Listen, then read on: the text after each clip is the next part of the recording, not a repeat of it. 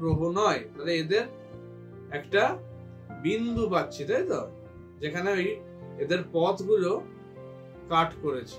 বা পড়াশোনার জায়গা, বা কেতুকে অ্যাকচুয়ালি বলা হয় ব্রহ্ম।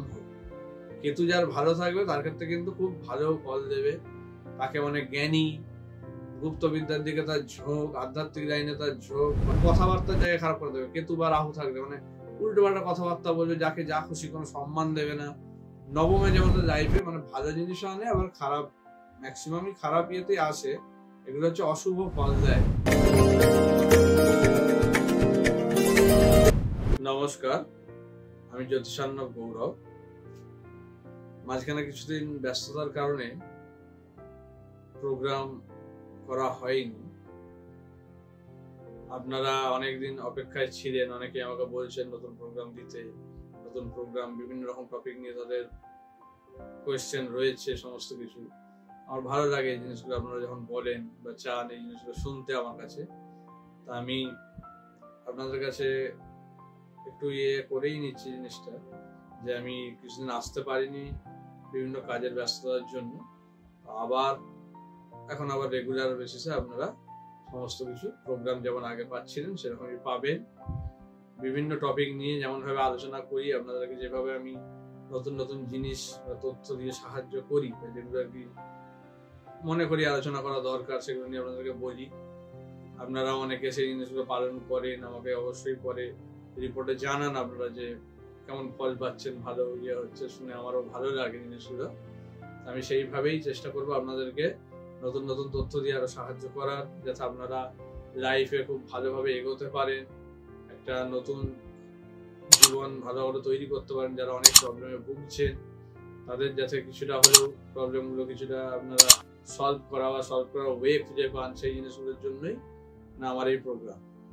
তো আজকে আমি এই রাহু আর কেতু, এই দুটো গ্রহের স্বরূপ নিয়ে কিছুটা বলতে চাই। অ্যাকচুয়ালি কি রাহু কেতু? এরা অনেকেই বলে জিনিসটা যে ছায়া গ্রহ, এরা কোনো অরিজিনাল বা অ্যাকচুয়াল গ্রহ নয়। কেন? তাহলে এগুলো কি জিনিসগুলো, এগুলোর প্রভাব আমাদের লাইফে কিভাবে পড়ছে, কেনই বা পড়ছে? যদি সত্যিকার গ্রহ না হয় তাহলে এদের প্রভাব আমাদের রাশিচক্রে কোন গ্রহের ওপর বা কিভাবে কানেকশন গুলো কিভাবে তৈরি হয়, সেটা নিয়ে আজকে আলোচনা। আশা করি এটা নতুন একটা জিনিস, আপনারা নতুন জিনিস জানতে পারবেন এটা থেকে। অবশ্যই মন দিয়ে শুনুন ব্যাপারটা, তাহলে আপনারা নিজেরাও জিনিসের মধ্যে রিলেট করতে পারবেন, ভালো লাগবে। সেটা হচ্ছে, আগে ফার্স্টেই আসি যে রাহু কেতুকে ছায়া গ্রহ কেন বলা হচ্ছে। কেন এটা ছায়া গ্রহ, অরিজিনাল কোনো অ্যাকচুয়াল গ্রহ নয় কেন? দেখুন, আমাদের যে রাশিচক্রে যে 12টা রাশি ভাগ করা হয়, তো এই রাশিচক্রটা পুরো 360 ডিগ্রি, অর্থাৎ পুরো একটা সার্কেল ফর্মে রয়েছে। তো সেই বৃত্তটাকে মানে 12টা ভাগে ভাগ করে মেষ থেকে একদম মিন পর্যন্ত 12টা ভাগে ভাগ করা হচ্ছে। তো এই রাশিচক্রের মাঝখান দিয়ে আমাদের রবি অর্থাৎ সূর্য প্রদক্ষিণ করে আসছে, ঘুরছে এইখানে। তো এই জিনিসটাকে বলা হয়, যে সূর্যের যে পথ, এটাকে বলা হয় অয়ন বৃত্ত, বা ইংলিশে বলা হয় ইক্লিপটিক। এই অয়ন বৃত্ত হচ্ছে রাশিচক্রের মধ্যখান দিয়ে একটা কাল্পনিক রেখা, যেটার মধ্যে দিয়ে সূর্যের পথটাকে নির্দেশ করছে, মানে সূর্য ওই পথে ঘুরছে রাশিচক্রের মাঝখানে। তো আমরা জানি যে পৃথিবীর উপগ্রহ হচ্ছে চন্দ্র। চন্দ্র পৃথিবীকে প্রদক্ষিণ করছে, সঙ্গে পৃথিবী আবার সূর্যের চারপাশে এভাবে ঘুরতে থাকছে। এই ঘুরতে ঘুরতে সূর্যের যে পথ অয়ন বৃত্ত, সেটাকে এই পৃথিবীর উপগ্রহ চন্দ্র দুটো জায়গায় ভাগ করে ইন দ্য সেন্স ইন্টারসেক্ট করছে, মানে কাটছে রেখা দুটো। একটা নর্দার্ন নোড বলা হচ্ছে, বা নর্থের দিকে যেটা উত্তরের দিকে, আর একটা দক্ষিণের দিকে সাউদার্ন নোড। তো নর্থের দিকে যেখানটা কাটছে সেই জায়গাটাকেই মানে এই যে ইন্টারসেক্টিং পয়েন্ট, বা সূর্যের পথ আর এই চন্দ্রের যে পথ, এই দুটোর যে কাটিং পয়েন্ট, ইন্টারসেক্ট করছে যে পয়েন্টে, সেটা হচ্ছে নর্থের দিকে, সেই পয়েন্টটার নাম হচ্ছে রাহু। আর দক্ষিণে বা সাউথের দিকে যেখানে চন্দ্রের পথ আর সূর্যের এই অয়নবৃত্ত একসঙ্গে কাট করছে, সেই পয়েন্টের নাম হচ্ছে কেতু।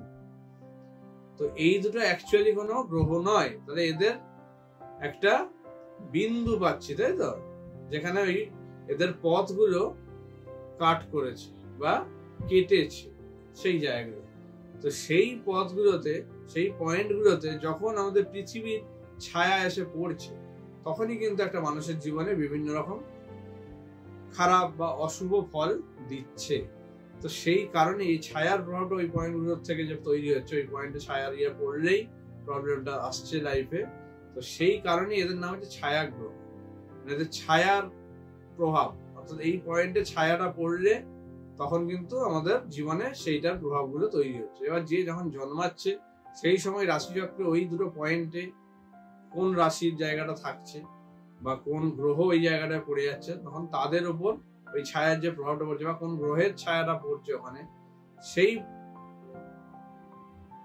গুলোই মানে তাদের প্রভাবটা ফেলছে, মানে সেই ছায়ার জন্য সেই গ্রহের উপর প্রভাব ফেলছে রাহু কেতু, তার সঙ্গে কম্বিনেশন তৈরি হচ্ছে বা ডিস্টার্ব করছে, দৃষ্টি পড়ছে, বিভিন্ন রকম প্রবলেম আসছে। তো এই কারণে এদের নাম হচ্ছে ছায়াগ্রহ। তো এই ছায়াগ্রহ বিভিন্ন ভাবে আমাদের লাইফে মানে ভালো জিনিসও আনে, আবার খারাপ, ম্যাক্সিমামই খারাপ ইয়েতে আসে। এগুলো হচ্ছে অশুভ ফল দেয়। তো এইখানে রাহু হচ্ছে আমাদের উত্তরের দিকে যে পয়েন্টটা, আর দক্ষিণের দিকে যে পয়েন্টটা সেটা হচ্ছে কেতু। তো রাহু কেতু তো কেন ছায়াগ্রহ আমরা বুঝলাম, এই কারণে এদের ছায়াগ্রহ, মানে এরা অ্যাকচুয়াল কোনো গ্রহ নয়।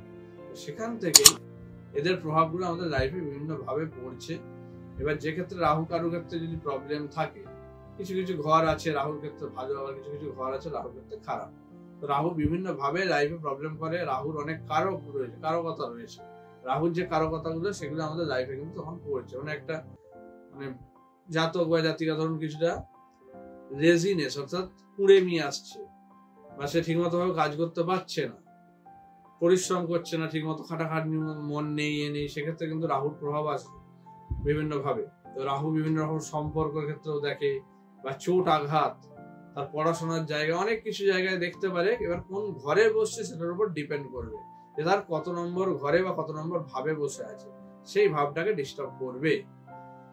আর কেতু সেরকমই, পড়াশোনার জায়গা, বা কেতুকে অ্যাকচুয়ালি বলা হয় ব্রহ্ম।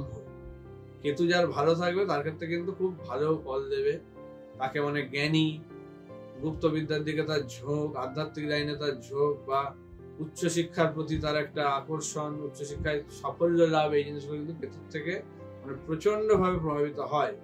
যারা রিসার্চ লাইন বা গবেষণার ক্ষেত্রে যুক্ত, তাদের ক্ষেত্রে কিন্তু কেতু মানে দুর্দান্ত ভাবে শক্তিশালী হতে হয়, তবে গিয়ে কিন্তু তাদের সেই জায়গায় ভালো ফল দিতে হয়। তো একটা রিসার্চ লাইনে বা গবেষণা লাইনে যদি আর কি তাকে সাফল্য পেতে হয়, সেক্ষেত্রে কিন্তু তার দেখতে হবে কেতুর জায়গা ভালো আছে। অনেকেই দেখা যায় যে রিসার্চ করতে করতে ঠিকমতো সাফল্য পাচ্ছে না, বা জায়গাটা কোনো কিছু ভাবে আটকে যাচ্ছে, তো তখন দেখতে হবে কিন্তু ম্যাক্সিমাম কেসে তার কিন্তু কেতুর কিছু ডিস্টার্ব রয়েছে, যে এই কারণে কিন্তু তার মানে গবেষণায় সাফল্য আসছে না। হয়তো তার আশেপাশে আরো লোকজন আছে যারা কম খাটাখাটনি করে বা আরো তাড়াতাড়ি জিনিসটা মানে সাফল্যটা পেয়ে যাচ্ছে, যেটা তার ক্ষেত্রে হয়তো বহু পরিশ্রম করেও কিন্তু সেই জায়গায় পৌঁছাতে পারছে না, কিছু না কিছু বাধা পড়ছে বা কোনো রকম প্রবলেম হচ্ছে, তার গাইডের সঙ্গে সমস্যা, বিভিন্ন রকম ইয়ে আসতে পারে। তো সেই কারণে কিন্তু তখন দেখতে হবে তার কেতুর কিন্তু ডিস্টার্ব রয়েছে। এই ছায়াগ্রহ হলেও এদের কিন্তু একটা প্রচন্ড ভাবে লাইফে মানে প্রভাব রয়েছে। তো সেই জিনিসটা বুঝতে হবে। যেমন রাহু যেমন একাদশে থাকে, তার ক্ষেত্রে কিন্তু ইললিগাল পথে ইনকাম হবেই, তার ইললিগাল পথে কিন্তু খুব ভালোভাবে মানে প্রচুর টাকা ইনকাম হবে, ঠিক আছে। আবার যদি তার দ্বিতীয় স্থানে যেমন কেতু যদি থাকে, বা নবমে কেতু থাকে, দ্বিতীয় স্থানে কেতু থাকলে তার কথাবার্তার জায়গায় খারাপ করে দেবে। কেতু বা রাহু থাকলে মানে উল্টো পাল্টা কথাবার্তা বলবে, যাকে যা খুশি কোনো সম্মান দেবে না। নবমে যেমন কেতু থাকলে, নবমে কেতু থাকলে তার বিবাহ স্থান নিয়ে খুব ডিস্টার্ব করবে, পিতৃস্থান খারাপ করবে, মানে বাবার আয়ু কমিয়ে দেবে, বাবার শরীর স্বাস্থ্য নিয়ে কিন্তু চিন্তা থাকবে, ভাগ্যোন্নতি হতে দেবে না, ভাগ্যের জায়গা ডিস্টার্ব, তার কিন্তু প্রথম বিয়ে টিকবে না, এরকম কিন্তু জায়গা নিয়ে চলে আসে। অথবা পঞ্চমে যদি কেউ থাকে, সন্তান স্থানটাকে প্রবলেম করে দেয়। পঞ্চমে রাহু কেতু দুটো প্রবলেম করে, মানে সন্তানের উপর আশঙ্কা থাকে, সন্তানকে নিয়ে চিন্তা ভাবনা থাকে, বিভিন্ন রকম প্রবলেম কিন্তু আনে। তো রাহু কেতুর এরকম বহু প্রভাব আছে। আজকে একটু বলার চেষ্টা করলাম যে রাহু কেতুরা কি জিনিস, কেন ছায়াগ্রহ বলা হয়, এগুলো আজকে বললাম। আশা করি এগুলো আপনাদের জানা ছিল না, এগুলো অন্যদেরকে জানতে সাহায্য করুন। আপনারা জিনিসটা আমাকে এতদিন ধরে যেভাবে সাপোর্ট করেছেন সেইভাবে সাপোর্ট করে যান।